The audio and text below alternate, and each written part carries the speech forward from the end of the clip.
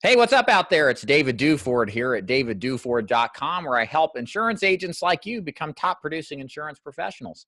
And today continues our interview or agent interview experience where I sit across the table virtually from insurance agents across the nation to help them with their questions and concerns. And today I have Mr. Glenn on the line. Say hello to everybody, Glenn. Hey, good afternoon, everyone. How are you? Good, good. Thank you so much for joining, Glenn. So why don't we just jump right in and go ahead and ask your question, and we'll see what I can do to help. Okay, I guess my questions are, I had an insurance license back in 2012, and I won't name names, but I didn't like the insurance company at all. It just wasn't my thing. So much so that I let my insurance license lapse. Right. So now I'm back in it. I'm licensed in Maryland, DC, and Virginia, both life and health annuities, so forth. So I just got my license last summer, and so what? And I got interested. And by the way, I did buy both of your books. Uh, Just a little shameless plug. Thank you, by the way.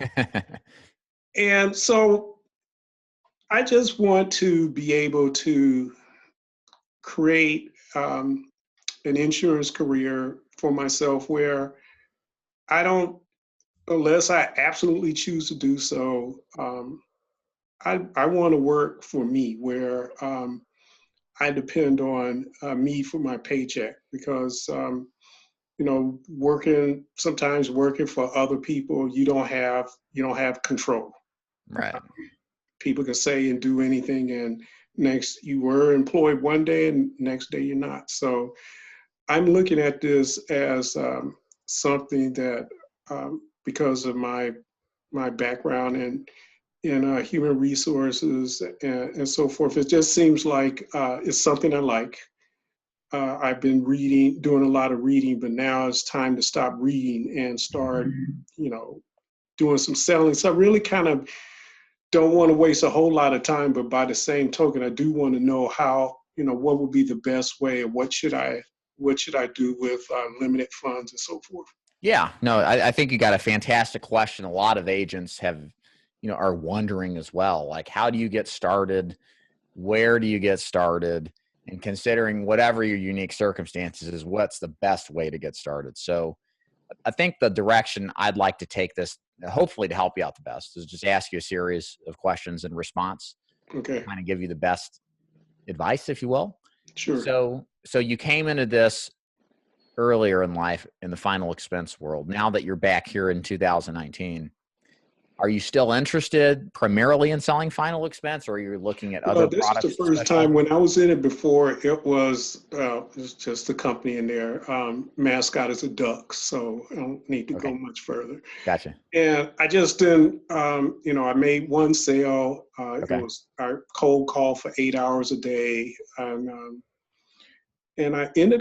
what ended up happening is I made a commission check of like $2,500, but then I don't understand how I ended up owing 1,300. So that just kind of turned me off completely. right. I see. So I've never sold final expense, but I'm a member.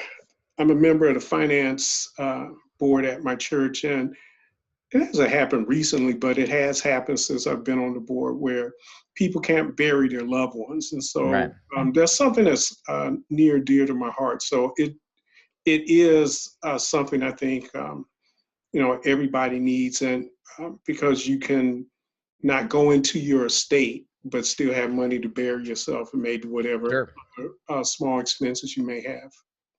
Yeah, I think just speaking on that, Glenn, the biggest thing any agent should do when they get into this business is take their time to figure out what the options are, but then go down that route that they really feel a unique connection with it. They may have a story.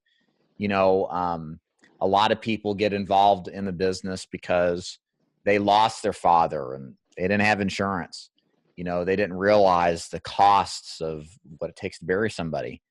And if you are passionate about one particular group of people, or a product or, a situation where, let's say final expense is necessary, if that's something that drives you, you're going to need that. Because once you get out in the insurance world, you eat what you kill. It's all up to you to, go out and find people and sell them and help them out, So you're thinking, so final expense is where you're focused on, it sounds like.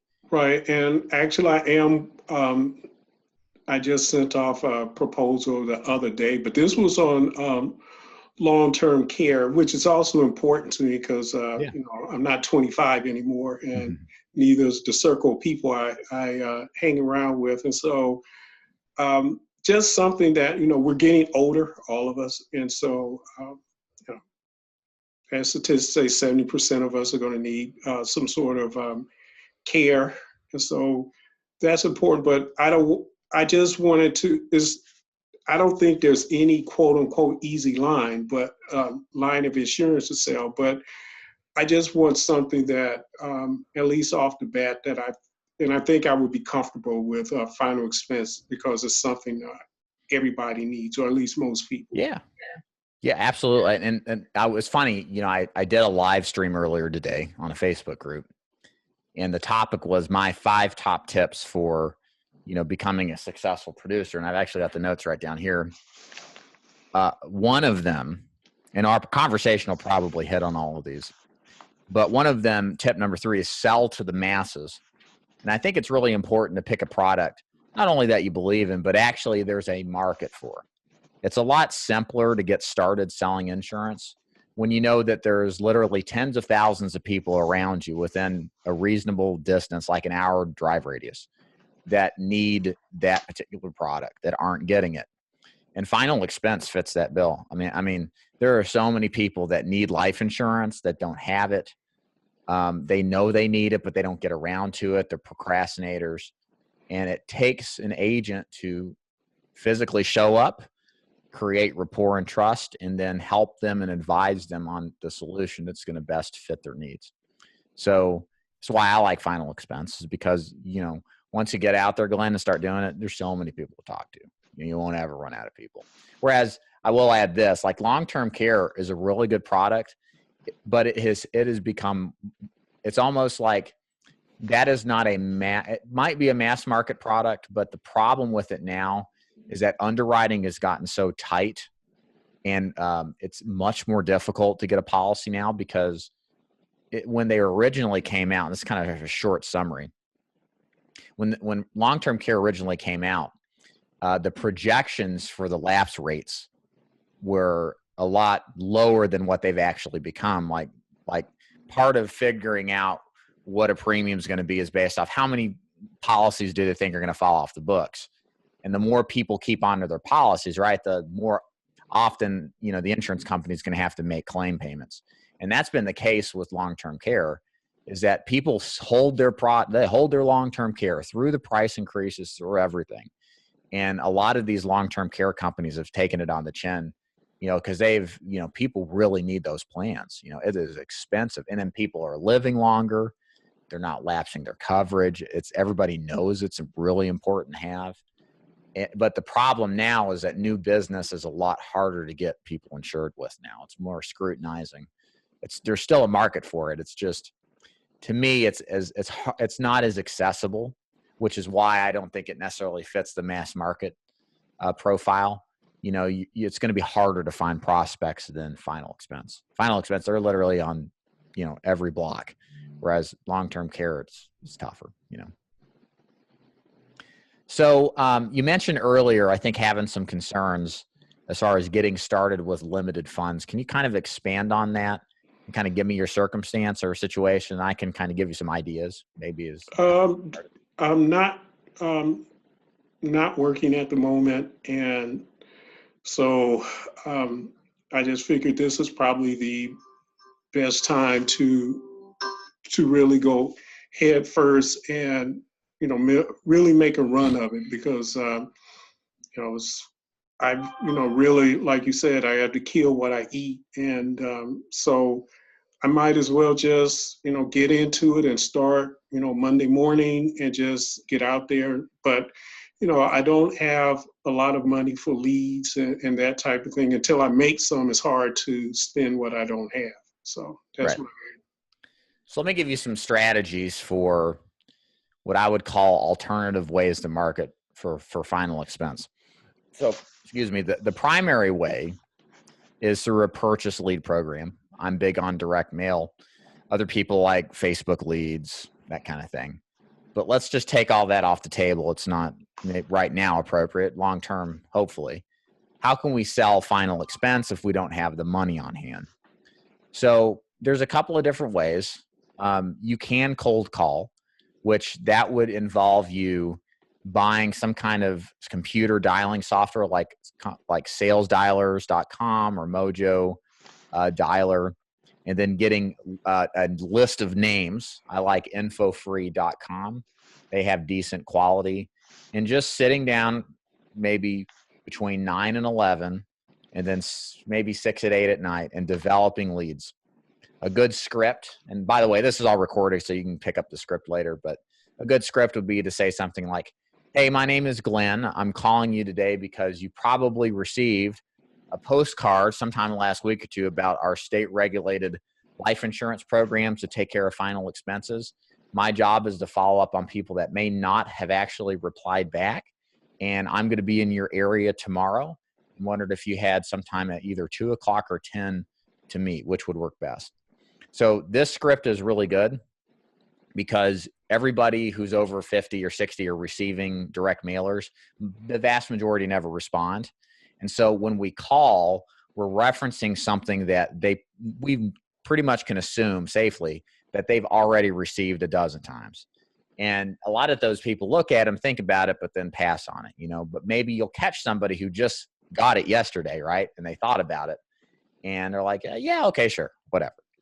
So when you reference that, it creates a better connection than just being completely cold. Okay. So you can cold call, probably get a lead an hour, a couple leads an hour maybe, and then go see those people, set an appointment if you can. Another way you could door knock using the same exact approach, except you just show up with the lead card in hand. I can get you a sample of it. That kind of helps too. If you don't want a cold call, and you want to do some less, straight cold methods, I would look at the following. I love seminar marketing. Okay. I've talked about this a lot on my channel, and the concept's real simple. We go to where seniors are and we do a short educational presentation on how final expense coverage works and what benefits there are. And at the conclusion of the seminar, which when I say seminar, it's not really a seminar. It's a brief talk, maybe 10 or 15 minutes in length. At the conclusion, we hand out forms for them to sign up to express their interest. And then we go back and work those forms as they would be leads. Okay. So why this approach? Well, the biggest benefit is that there are virtually no lead costs. You may have to buy some donuts and drinks, right? But that's no more than 20 or 30 bucks and a gift card to give away to kind of get people to show up. But the cool thing is, and where it's really good, despite how inexpensive it is you sitting out or standing up in front of everybody are automatically assumed to be the expert, right? If you're up there talking on a subject matter, people don't think that you don't know what unless you don't, but you'll know a lot more than the average person does.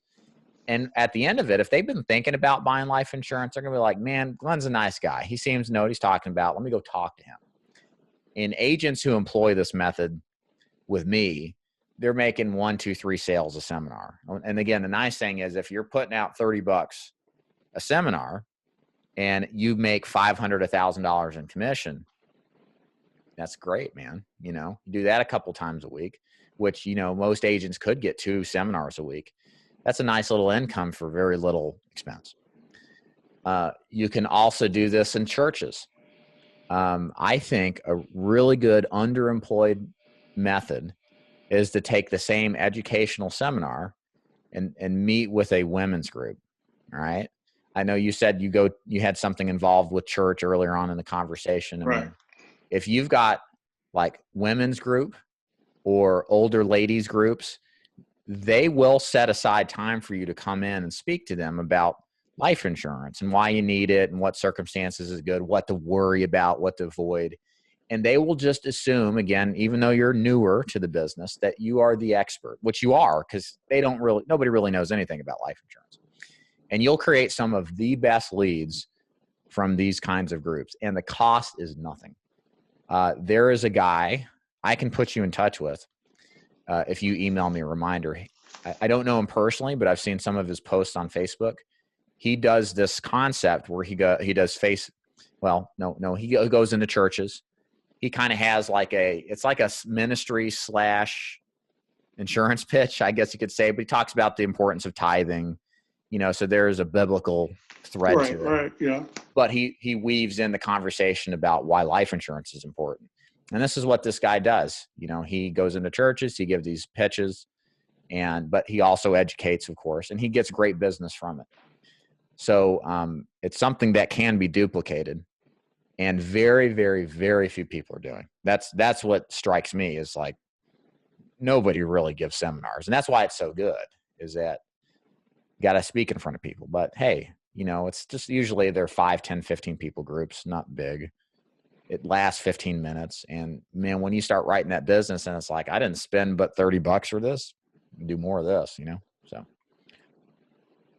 Do you have any questions about any of those? Anything I can expand on? The cold calling? Ironic that you mentioned that, because last year, before I got my licenses again, we did a financial workshop at church, and actually scheduled to do another one now. So, and that was kind of my thoughts, that I would just, talk about just a few subjects regarding life insurance. And so, yeah, that's a great. And the other thing I did come up with, so like if I'm driving down the street, what I'll do is I'll just kind of like park my car, and I'll just look at the addresses of the houses and just try to remember. Then I go to addresses.com, and I just look up the name. And so I've created a list of people that I'm going to just have a marketing letter sent to, just kind of introducing myself. It's all within the city, so it's Sure. Yeah, absolutely. One thing you may want to look at too, I had a guy locally who did this.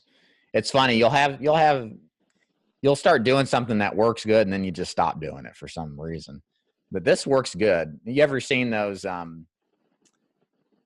you live in DC, right? Or close to yes. it. Mm-hmm. They probably don't let you put out the placard signs like, think of like a for sale sign, right? So I remember this guy, all he would do is he bought like 200 of these road signs that look like for sale signs, but he put burial insurance, or like need burial insurance ? Call my 1-800 number. And he would get leads from it. It worked wonderfully. Sometimes you got the, people get all bent out of shape when you do that stuff, in some parts of the cities.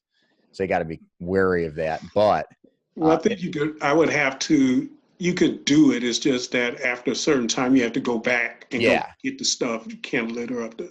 Yeah, it depends. There's ordinances based on the cities. Like I think here in Chattanooga, you can put all those signs out like on Friday, but you got to get them on Sunday, or the cops are going to call you. You know what I mean? Like they're pretty serious about that stuff. But yeah, I mean, hey, you got eyeballs walking around and they see this stuff, and people call this stuff all day long. You could even go building on the seminar concepts too. Again, I'll just throw this out there too. I've been talking to people about this lately.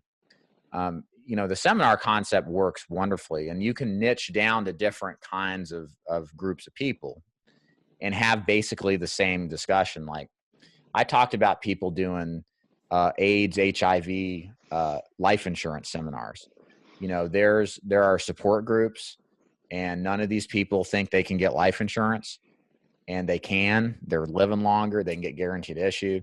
And then many times you can get their significant others life insurance too. And they may not have HIV or AIDS. They maybe sell them a normal policy, but you get lots of referral opportunities, lots of sale opportunities. Same concept for diabetic support groups.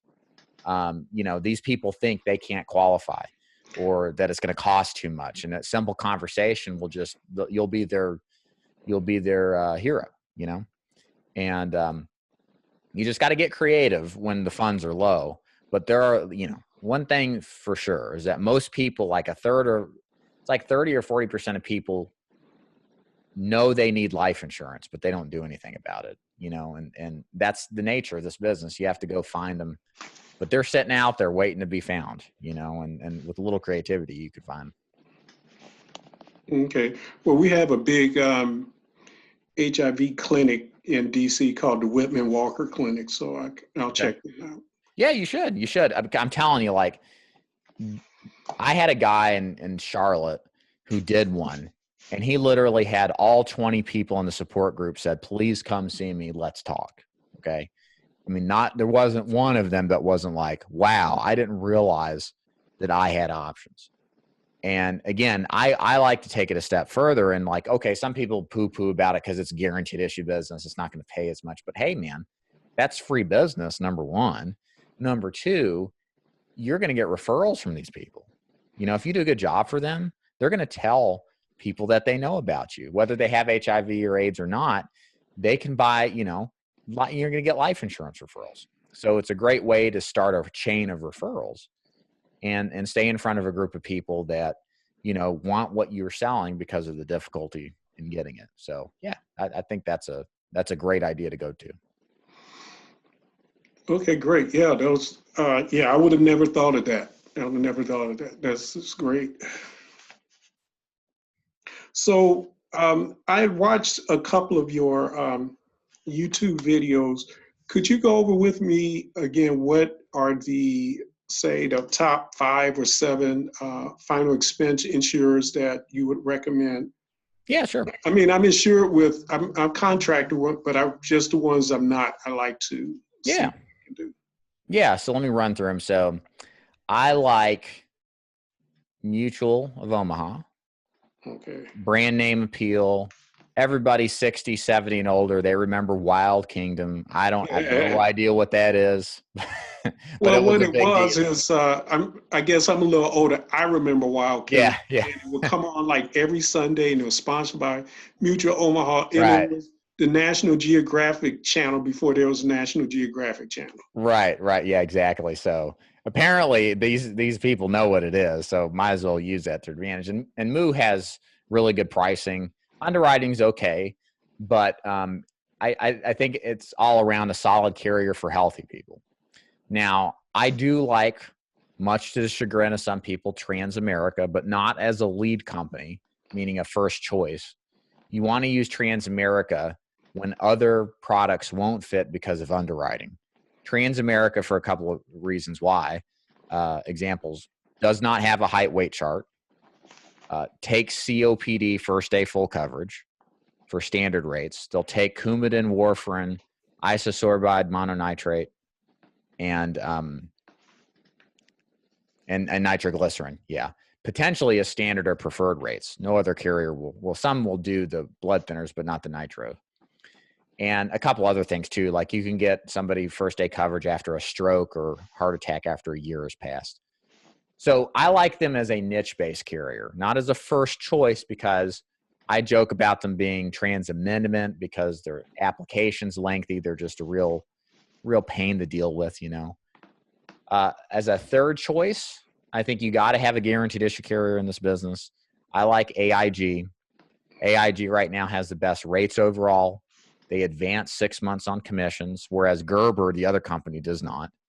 And okay, they pay. so let me ask you a question, because I've seen it. When something is 6 months or 9 months guaranteed, Yeah. I think I know what that means, but tell me so I make sure I know it. So 6 months, 9 months advance, you mean?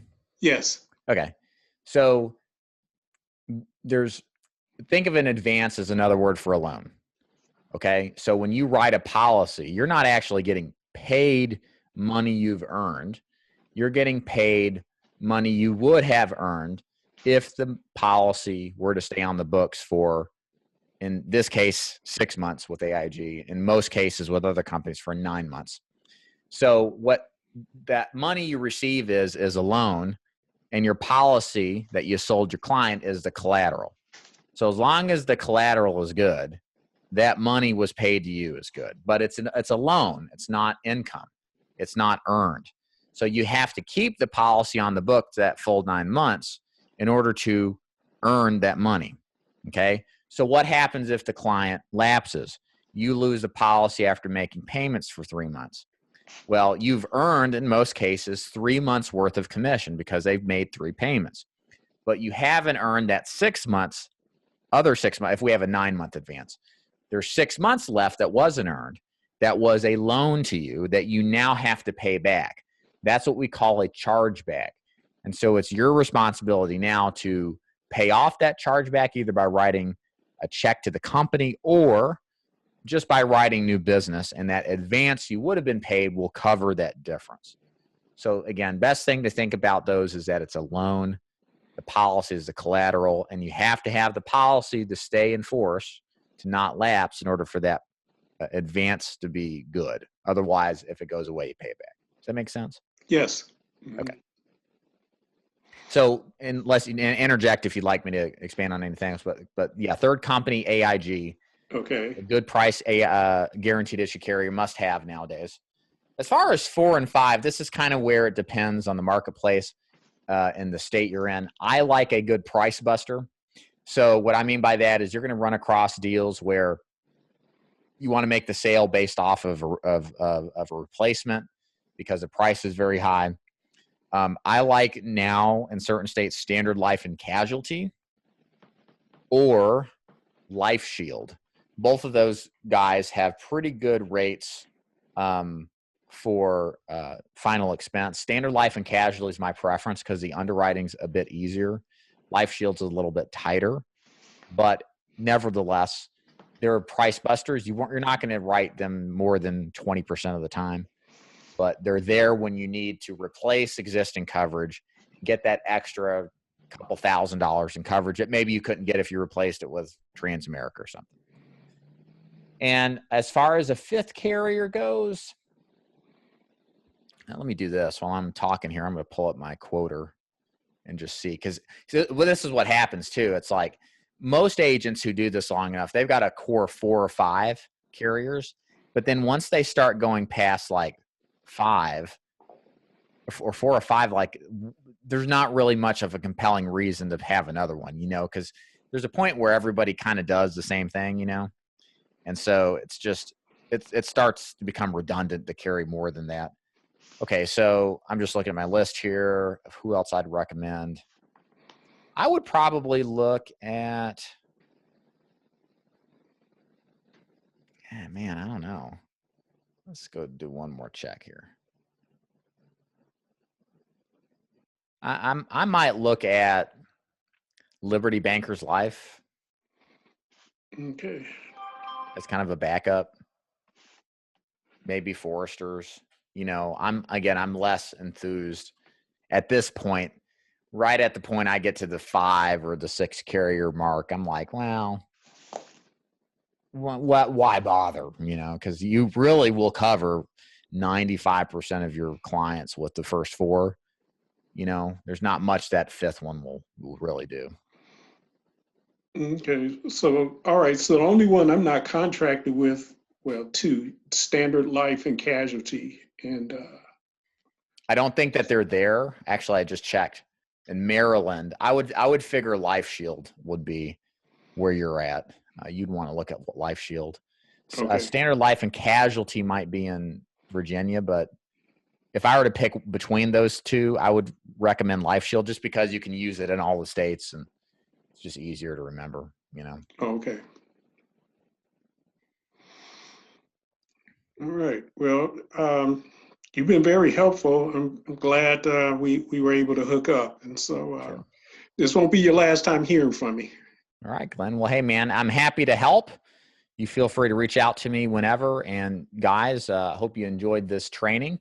Again, this is a continuing series of agent interviews that I'm doing, just asking or answering questions that agents have when it comes to sales, marketing, carriers, and the like. If you like this video, please thumbs it up. Subscribe if you haven't already, and I'm happy to take your comments or suggestions below. My name is David Duford at davidduford.com. Glenn, thank you so much for being willing to come on camera and talk, and we shall see you guys later. Have a good one. Thanks.